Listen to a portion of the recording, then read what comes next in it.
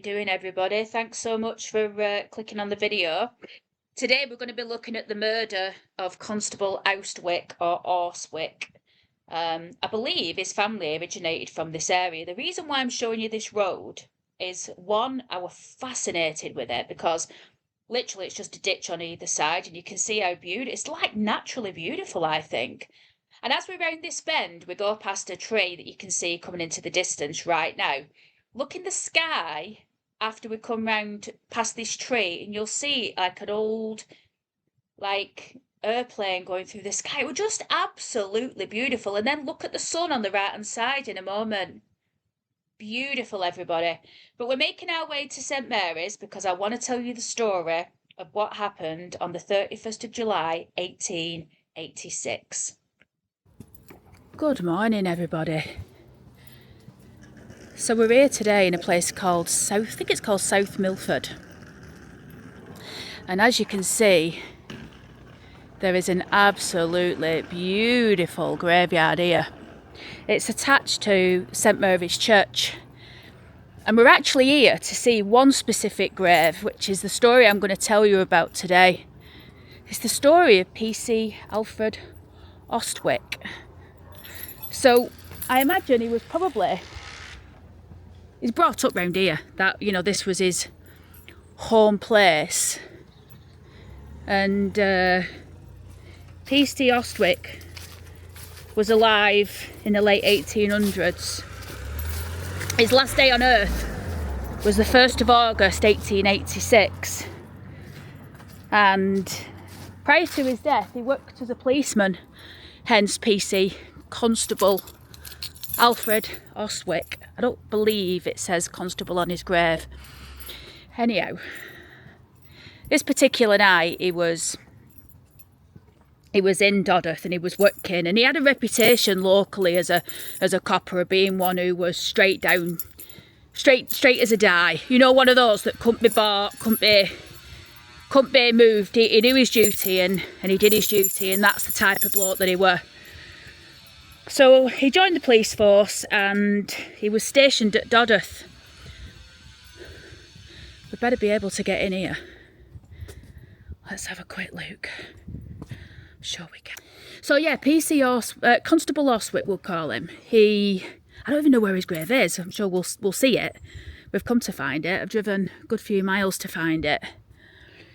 So let's just walk and then we'll see what else we can see on the way. So yes, he worked at Dodworth. He was a good policeman, you know. As I said, he wasn't able to be bought. He very much stood his ground when it came to enforcing the law, and he had a fellow who he kept coming up against. His name was James Mellor, and James Mellor was known in the area to be a bit of a trouble cause. He was a known poacher, you know, so he'd go out poaching animals. He had a really, really long list of criminal convictions. Look at this place, everybody. It's beautiful. Look at it. Anyhow, this particular night, the 31st of July, 1886, PC Austwick was on duty. He'd actually been on duty all day. Earlier in the morning, he'd seen Mellor and he'd summoned him. He'd given him a summons for a court date because, like I say, he was always in trouble. Look at that. Isn't that beautiful, everybody? Oh, look. In memory of Mary Jones, 1926 to 2023.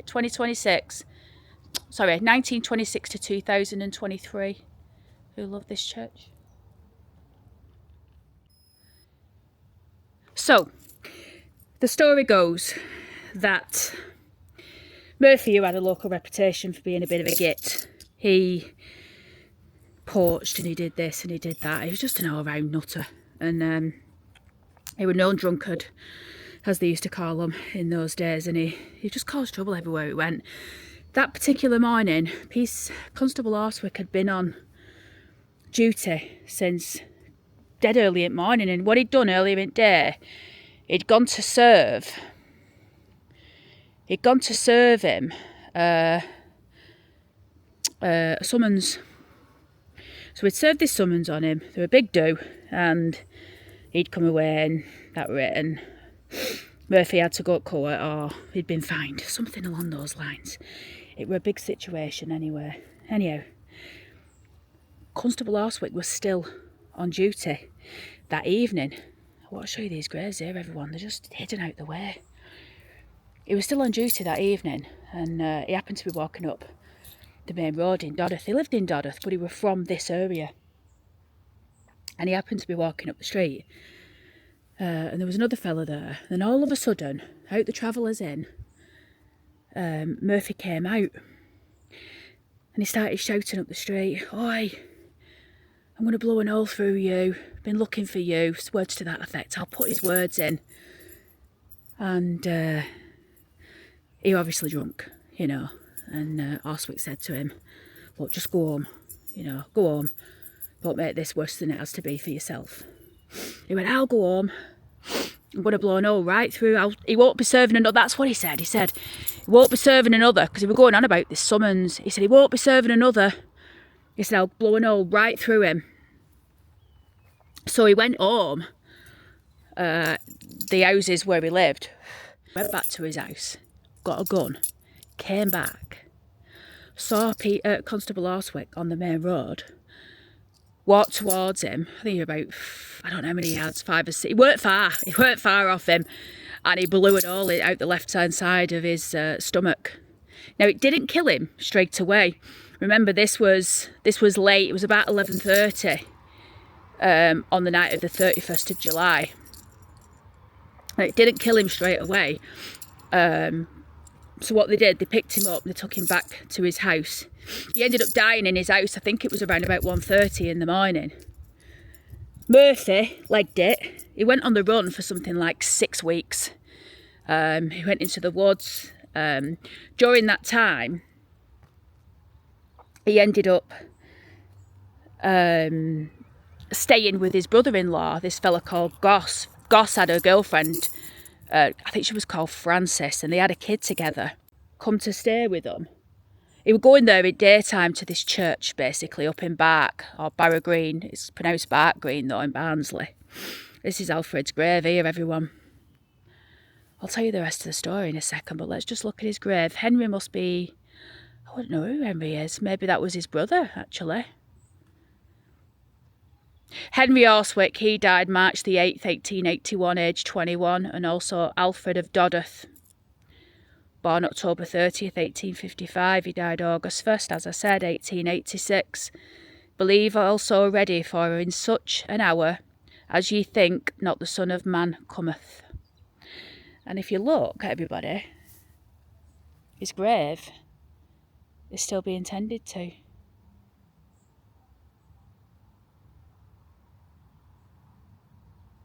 He died in the line of duty. I don't think he deserved a bullet, do you? But when you're dealing with nutters, yeah, today, everyone, look at the weather. It's glorious.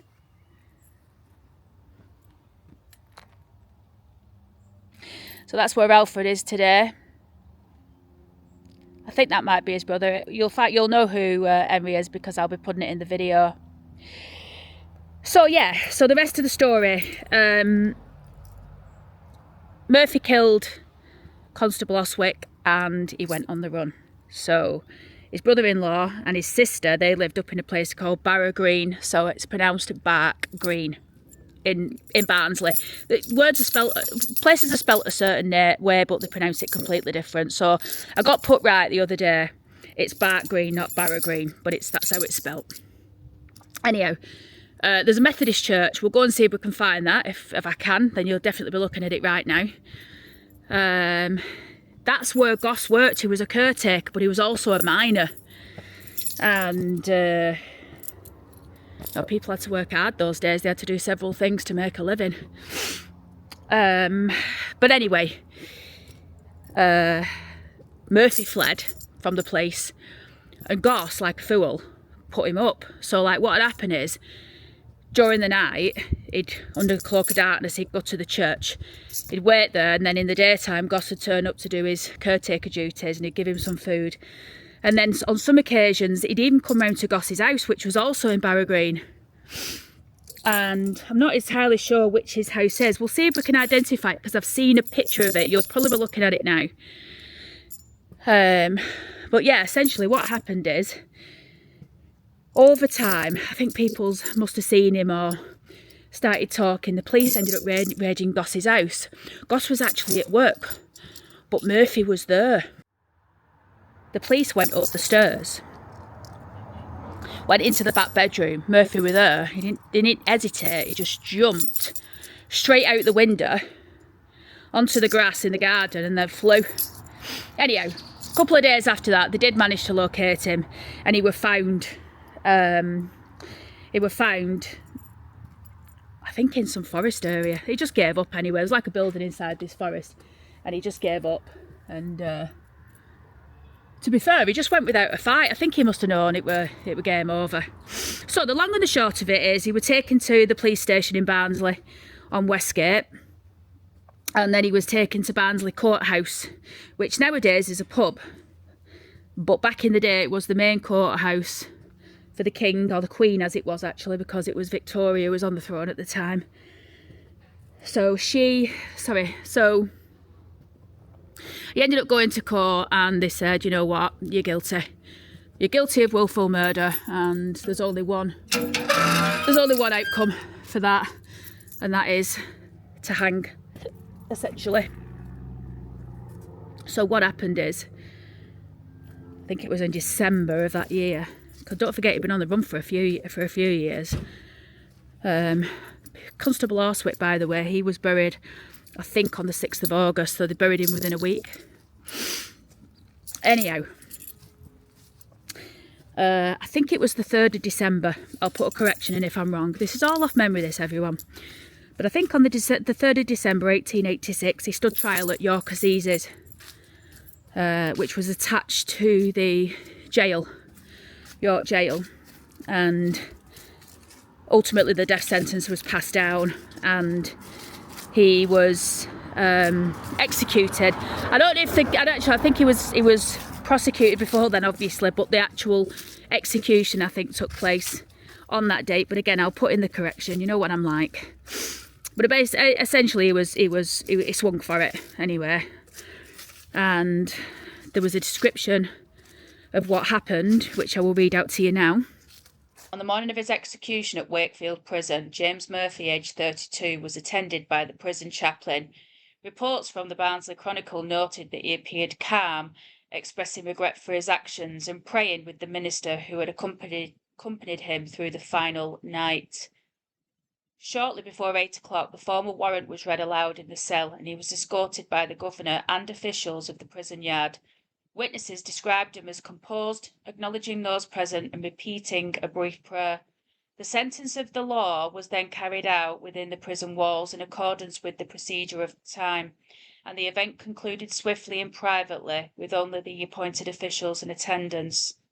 Following the execution, the coroner's inquest confirmed the lawful carrying out of the sentence, and Murphy was interred within the grounds of the prison, which was customary. And then, once his body swung, they cut him down, recorded his death as justice, the sentence had been passed because he was therefore dead. And they buried him within the foot of within the jail. That's what they did back in those times. They didn't send the body back. I thought, oh, maybe they sent his body back to Dodworth and they buried him in the churchyard, and in the face of God, they say that everybody is the same anyway, so there'd be no reason not to bury him. But no, that's not what they did. What they did is they buried him within the jail. Now, right, everyone, just a little bit of an update as to what happened to everybody after this unfortunate incident. So PC Austwick's wife, she was a woman called Sarah. She ended up moving back over to stay with the family. They lived local to where the graveyard is, and I think she ended up getting a house next door to her mum and dad, but she had like 4 kids to bring up. So she had to get a job working on a farm, because obviously her husband was dead and there was no social security. So yeah, she had to become a farm labourer. At some point, she did meet somebody else, and she had 2 other children. She also ended up having the name Skelton. Couldn't see who her husband was, a second husband that is, but I can tell you that by the time she was 56, she was widowed for a second time. And she also had 2 extra children. One was 14, the other one was 11, I think. So she'd had the kids quite late on, really, when you look at it. One of her sons, John, he got married. I'm sure they all got, well, the girls, some of the girls didn't leave home, according to what I've seen. They stayed home, they didn't get married, but I know that her son, John, got married and he had a baby with his wife at the age of 24. And that baby was called Alfred. That baby grew up and became an engine fitter, and he used to travel around all over fixing engines. Maybe they were trains or agricultural, I'm not too sure, but that's what he did. And he was 76 when he died, and I believe he died in 1986, which incidentally is the same year as his 100 years after his granddad died. So, I'd be interested to see what his date is actually. I'll stick the death date in, just out of curiosity. So anyway, that was that. In regards to Goss had a girlfriend called Frances, as I've mentioned. I didn't mention this in the video, but Frances ended up having to give evidence against Goss and Murphy in the trial. If she hadn't have done, she were going to go down. So basically, the authorities said, look, give evidence against them, and you can go free. And the reason why she chose to do, well, one of the reasons why she chose to do it, I can't speak for it because I don't know specifically what was in her mind, but I do know that Goss had said to her, look after me Byrne, which is baby. That was after he was sentenced, but essentially she had this young baby, and if they both went down, then there were no one to look after the baby. It's as simple as that. So she ended up testifying against him. After he went to prison and the other one got executed, Murphy got executed, the murderer, she ended up moving out of Cawthorne Way and she ended up marrying. I lost sight of her, but I did manage to track down Fanny, the child. At the age of 21, she ended up getting married. She'd noted that her father was dead. So he was dead by that time, obviously 20 years later. And what else? Oh, yeah, that's it. I don't think Fanny had any kids, or if she did, she was estranged from them because she, when she died, there was no, when she died, no one claimed her estate, just went to the government. Murphy's wife and children couldn't trace them. There was no sign of them in Dodworth thereafter, so I'm assuming that they've probably gone out the area and started anew somewhere else. And that's pretty much the end of it, really. I mean, Sarah, I don't know if I mentioned this, but Sarah, she ended up living until she was like 96, until she passed away. So she lived a really long life, a hard life. I noticed she's not buried in that grave with him. You know what? If I'd have known and her surname was Skelton, I would have had a look round to see if I could see her on any of the graves in that area. And you know what? She could also be on the other side of the road where the newer graves are, if she's gone in there with her husband. So maybe I'll take a trip back one day, because that graveyard wasn't... you know what? I started filming a second video to do the other graves, but you could hear that thing in the background. There was someone having some work done on the roof, and you just couldn't hear anything. So I sacked it off, but I'll definitely be going back because it's a beautiful place, that. And it really, there's some lovely gravestones with some really smashing names on them. So yeah, I think there's more to be found there. But anyway, if you like this video, like below, subscribe to the channel. Let me know if you like these, because there's umpteen I can do. And I'll see you in the next one.